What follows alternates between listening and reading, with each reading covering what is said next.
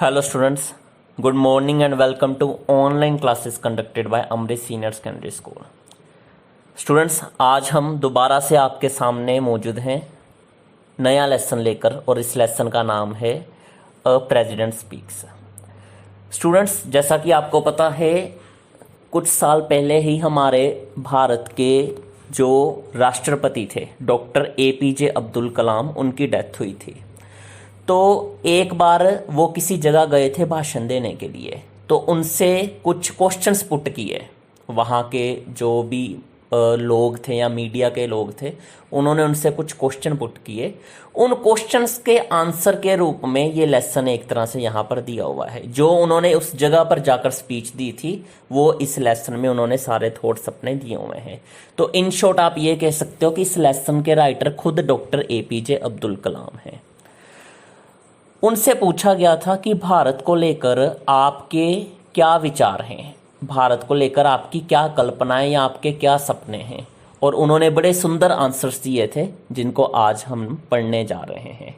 और इसी बहाने आज हम उन्हें याद भी करेंगे, क्योंकि अभी कुछ दिनों पहले ही उनकी डेथ एनिवर्सरी जो थी वो बीती है। तो स्टार्ट करते हैं ये lesson. This inspiring speech was delivered by President APJ Abdul Kalam, born 1931 to 2015। 1931 में APJ अब्दुल कलाम का जन्म हुआ और 2015 में उनकी डेथ हुई थी। और ये स्पीच उन्हीं के द्वारा दी गई थी, जो कि बहुत ज़्यादा इंस्पायरिंग है, प्रेरणादायक ये भाषण है। A scholar and scientist of world renown in Hyderabad, doctor APJ Abdul Kalam एक महान विद्वान थे, वैज्ञानिक थे, पूरी दुनिया उन्हें जानती थी। और हैदराबाद में उन्होंने जाकर ये स्पीच दी थी। He was a human being with a keen perception and sensitivity to human want and suffering. वो एक ऐसे शख्सियत थे जिनका नज़रिया बहुत दूर तक था, वो दूरदर्शी थे और लोगों के दुख या तकलीफ देकर वो खुद भी बड़ी जल्दी दुखी हो जाते थे, क्योंकि उनका सेंसिटिव नेचर था। Various distinctions and award from the various milestones of his outstanding life। उनके महान या अलग कुछ हटकर जिंदगी जो थी वो इस वजह से बनी क्योंकि उन्हें कई तरह के मान सम्मान मिले, कई तरह के पुरस्कार उन्हें मिले। In 1997 he was awarded Bharat Ratna, the highest civilian honor of the country। Students, हमारे देश में किसी नागरिक को दिया जाने वाला जो सबसे बड़ा पुरस्कार है वो भारत रत्न माना जाता है। और ऐसा ही पुरस्कार 1997 में डॉक्टर APJ अब्दुल कलाम को मिला था। His stay in the Rashtrapati Bhavan was marked by a child like indifference to conventions. जब वो राष्ट्रपति थे हमारे देश के, तो ऑब्वियसली वो राष्ट्रपति भवन में रहा करते थे। जो नई नई खोजें होती थी उनके प्रति वो बड़े इनडिफरेंट थे। इनडिफरेंट मतलब वो नई खोजों में दिलचस्पी तो विशेष कर रखते थे, पर साथ ही साथ उनके मन में उन दिलचस्पियों या उन नए आविष्कारों के बारे में जानने के लिए हमेशा ही उत्सुकता रहती थी। बच्चों की तरह उनका स्वभाव भी था और वो साधारण उपलब्धियों से जल्दी प्रभावित भी नहीं होते थे। It is interesting to know that his site on the internet is dedicated to Mother, Father, Teacher and Almighty। Almighty मतलब ईश्वर। ये बड़ी एक इंटरेस्टिंग चीज़ है कि जो उनके नाम की वेबसाइट बनी हुई है इंटरनेट पर, उसमें उन्होंने अपने जीवन का सारा क्रेडिट अपने माता पिता, अध्यापक और ईश्वर को दिया है। One can learn a great deal from his other speeches too। उनके और भी कई भाषण हैं, उनसे भी आपको बहुत कुछ सीखने को मिल सकता है। तो चलिए मेन प्रोज लेसन अब आगे से स्टार्ट करते हैं। लैंग्वेज इस लेसन की स्टूडेंट्स बड़ी ही इजी है, आपने एक एक लाइन को अच्छी तरह से समझना है ट्रांसलेशन पर्पस के लिए।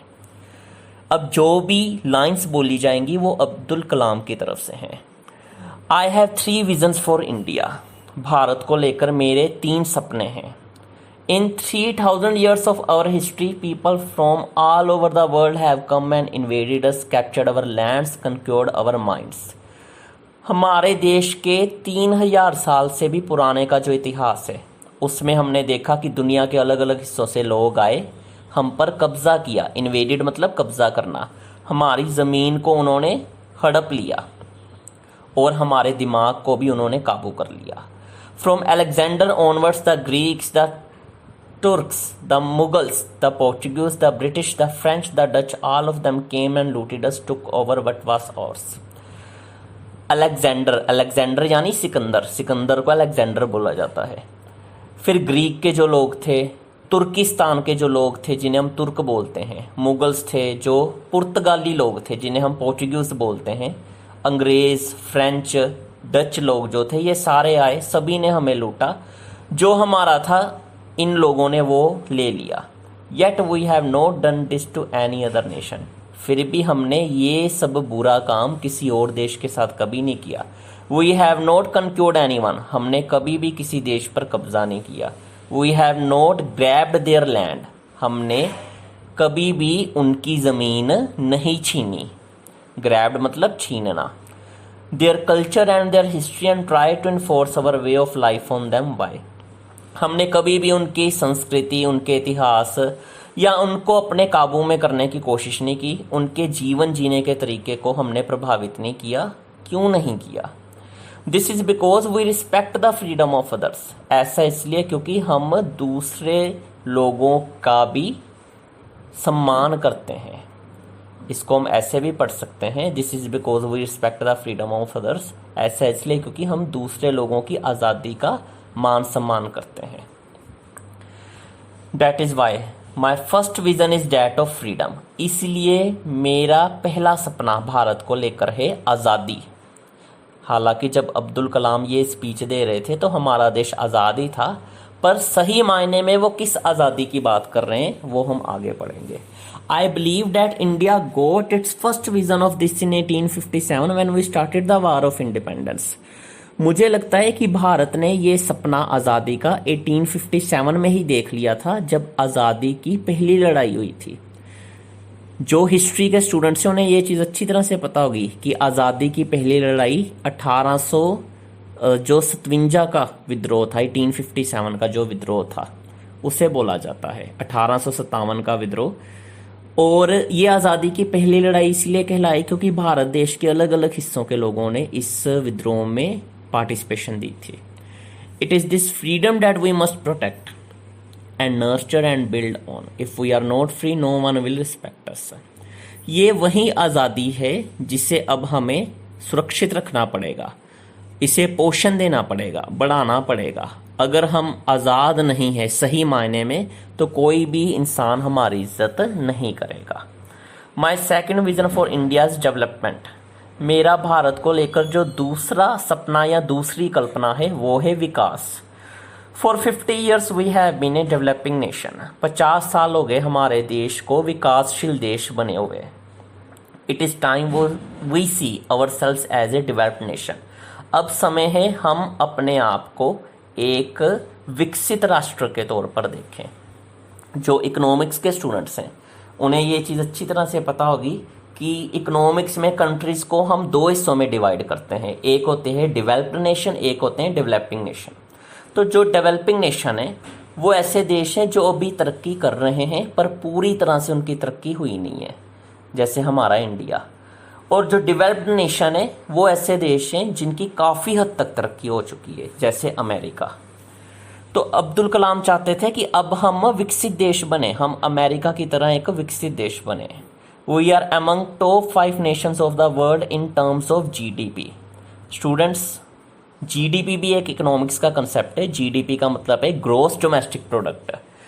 हमारे देश में जितनी भी प्रोडक्शन होती है उसकी वजह से जो भी हमें आमदन हो रही है वो जीडीपी की फॉर्म में कैलकुलेट की जाती है। तो दुनिया के 5 ऐसे देश हैं जिनकी जीडीपी यानी जिनकी आमदन बहुत ज़्यादा है और उनमें भारत भी एक देश है। We have 10% growth rate in most areas, लगभग काफ़ी एरियाज में हमारा जो ग्रोथ रेट है वो 10% है। यहाँ किन एरियाज़ की बात हो रही है, जैसे एग्रीकल्चर, इंडस्ट्री वगैरह। और पावर्टी लेवल्स आर फॉलिंग, हमारी गरीबी जो है वो कम हो रही है, गरीबी के जो लेवल है वो हमारे देश में नीचे गिर रहा है। और achievements are being globally recognised today, हमारी जो भी प्राप्तियां हैं इस देश में अब पूरे दुनिया में उन्हें मान्यता मिल रही है। Yet we lack the self-confidence to see ourselves as a developed nation, self-reliant and self-assured. Is not this incorrect? हमारे देश कितनी ज़्यादा तरक्की हो रही है, फिर भी हम में सेल्फ कॉन्फिडेंस की कमी है। हम खुद को इमेजिन नहीं कर पाते एक विकसित देश के तौर पर, आत्मनिर्भर देश के तौर पर, और अपने बलबूते पर सब कुछ हासिल करने वाले देश के तौर पर हम खुद को इमेजिन नहीं कर पा रहे। तो क्या ये चीज़ गलत नहीं है? I have a third vision. मेरा तीसरा भी सपना है भारत को लेकर। अब्दुल कलाम के कुल मिलाकर यहाँ 3 सपने दिए गए हैं कि उनके 3 सपने कौन से थे भारत को लेकर। India must stand up to the world because I believe that unless India stands up to the world no one will respect us. तीसरा सपना उनका ये था कि भारत को दुनिया के बाकी देशों के बीच अपनी पकड़ मजबूत बनानी पड़ेगी, बाकी देशों के बीच खड़ा होना पड़ेगा भारत को, क्योंकि उन्हें लगता है कि जब तक भारत खड़ा नहीं होगा कोई भी देश उसकी इज्जत नहीं करेगा। Only strength respects strength. सिर्फ ताकत ही दूसरी ताकत की इज्जत करती है। यानी एक देश अगर ताकतवर है तो वो दूसरे ताकतवर देश की इज्जत करता है। We must be strong not only as a military power but also as an economic power. हमें सिर्फ सैनिक शक्ति के तौर पर मजबूत नहीं होना पड़ेगा, बल्कि आर्थिक ताकत या आर्थिक शक्ति के तौर पर भी हमें उभरना पड़ेगा। Both must go hand in hand. दोनों चीज़ें साथ साथ चलेंगी। My good fortune was to have worked with 3 great minds. 3 महान लोगों के साथ काम करने का मुझे मौका मिला। ये मेरी अच्छी किस्मत थी। फॉर्चून मतलब किस्मत। ये 3 लोग कौन थे जिन्होंने अब्दुल कलाम के साथ काम किया था? Doctor Vikram Sarabhai of the department of science, professor Satish Dhawan who succeeded in him, and doctor Brahma Prakash, father of nuclear material. ये 3 लोग जिनके नाम यहाँ पर दिए गए हैं, ये 3 लोग वो थे जिनके साथ मिलकर अब्दुल कलाम ने काम किया साइंस डिपार्टमेंट में, न्यूक्लियर डिपार्टमेंट में। न्यूक्लियर डिपार्टमेंट यानी मिसाइल्स या बॉम्ब्स वगैरह बनाने के डिपार्टमेंट में। I was lucky to have worked with all 3 of them closely and considered this the great opportunity of my life। मैं बड़ा खुशकिस्मत था कि मुझे इन तीनों को ऑब्जर्व करने का मौका मिला और ये मेरी ज़िंदगी की महान उपलब्धि थी। स्टूडेंट्स, राष्ट्रपति बनने से पहले अब्दुल कलाम साइंटिस्ट भी थे। उन्होंने बहुत सारी मिसाइल्स का आविष्कार हमारे इंडिया में किया, इसलिए उन्हें मिसाइल मैन भी कहा जाता है।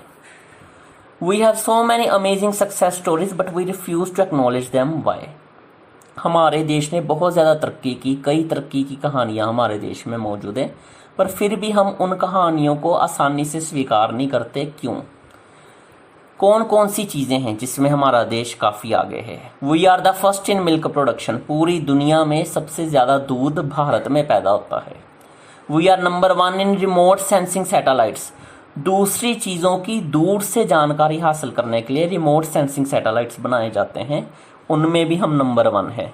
We are the second largest producer of wheat. हम कनक के उत्पादन में दूसरे नंबर पर हैं। And we are the second largest producer of rice. हम चावल के उत्पादन में भी दूसरे नंबर पर हैं।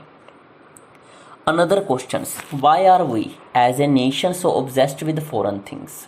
अब बहुत इंपॉर्टेंट अब्दुल कलाम ने यहाँ पर बात की है कि हमें फ़ॉरेन की चीज़ों को लेकर मन में इतना ऑब्सेशन क्यों है, हम फ़ॉरेन की चीज़ों को लेकर इतने ज़्यादा दीवाने क्यों हैं? Why do we want foreign TVs? Why do we want foreign shirts? Why do we want foreign technology? Why this obsession with everything imported? Do we not realize that self-respect comes with self-reliance? Abdul Kalam कहते हैं कि हम क्यों चाहते हैं foreign TV खरीदें, foreign shirts खरीदें, foreign technology की चीज़ें, जैसे हम मोबाइल लेते हैं। मोस्टली हम में से काफ़ी लोगों के पास चाइनीज़ मोबाइल है। क्यों है?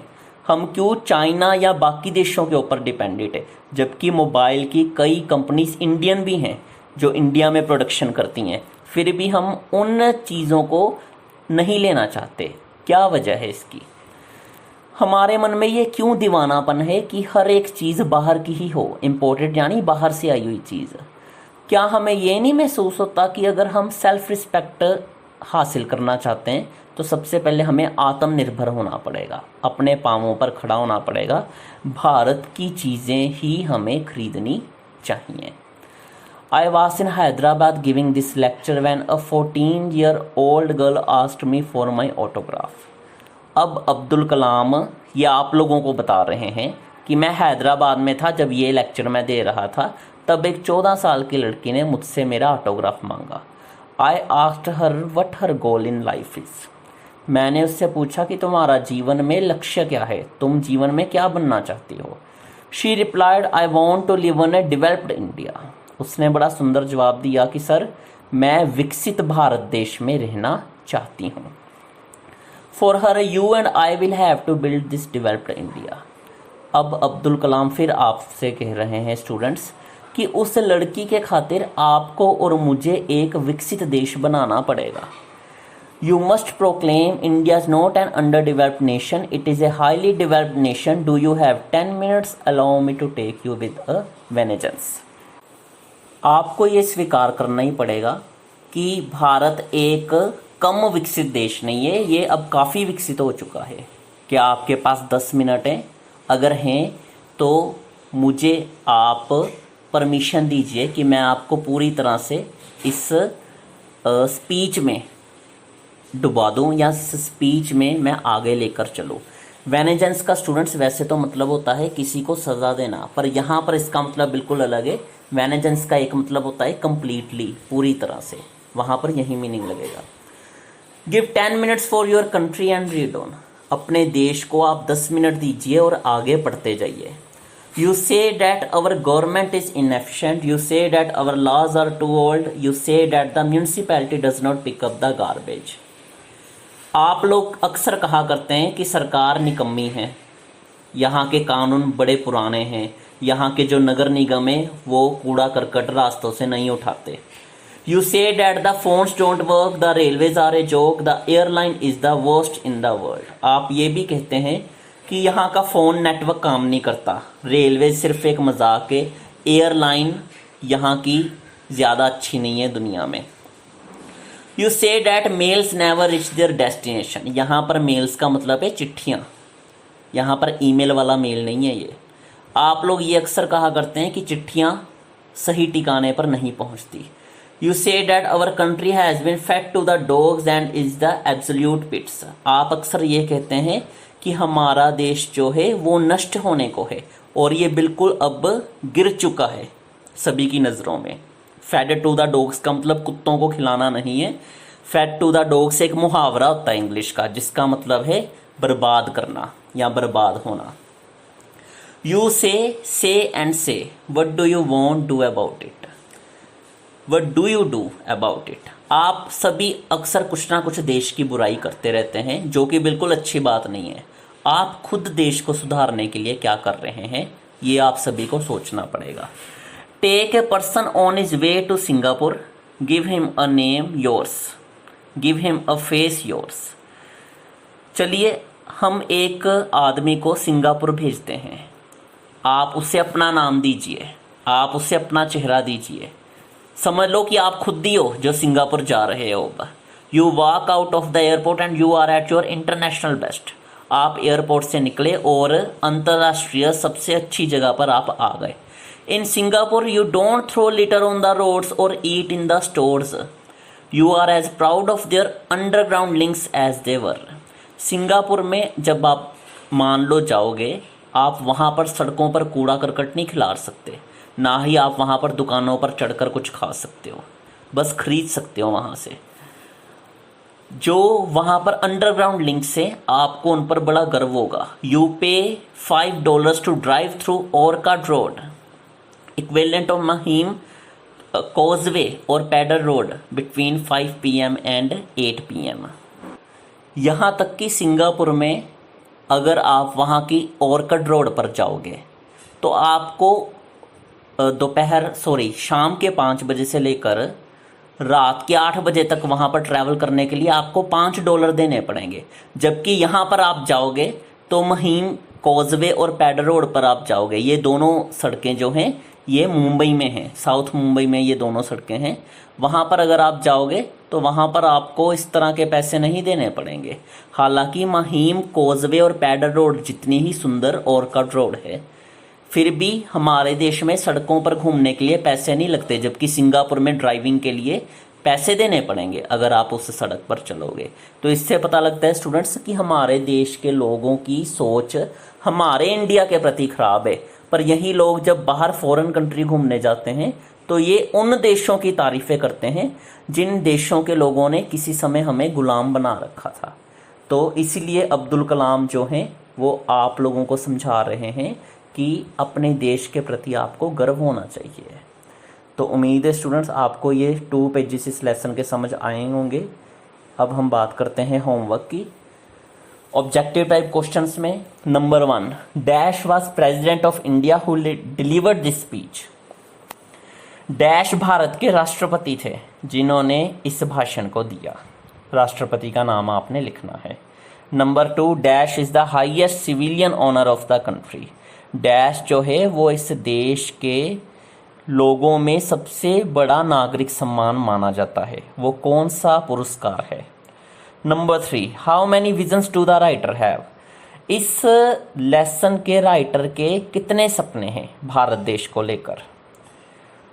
4th 5th सही या गलत है। The writer second vision for India is development.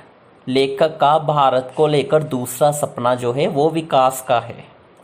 और नंबर 5th पर है, India's poverty levels are rising. भारत में गरीबी लेवल जो है वो बढ़ रहा है। Number 6, what is the first vision of the writer. लेखक का पहला सपना क्या है भारत को लेकर। नंबर 7, ट्रांसलेट इनटू हिंदी और पंजाबी। हिंदी या पंजाबी में इसका अर्थ बताइए। We respect the freedom of others. Number 8, Hindi Punjabi दी है, इंग्लिश में मतलब बताना है। हमने उनकी ज़मीन नहीं छीनी, असी उन्हां दी ज़मीन नहीं खोई। इनका मतलब आपने इंग्लिश में देना है, वीडियो में जो लाइन दी है उसके मुताबिक। और 9th नंबर पर स्टूडेंट्स 10 डिफ़िकल्ट वर्ड्स हैं। इस वीडियो से 10 डिफ़िकल्ट वर्ड्स अपनी नोटबुक पर आपने लिखने हैं। Thank you students.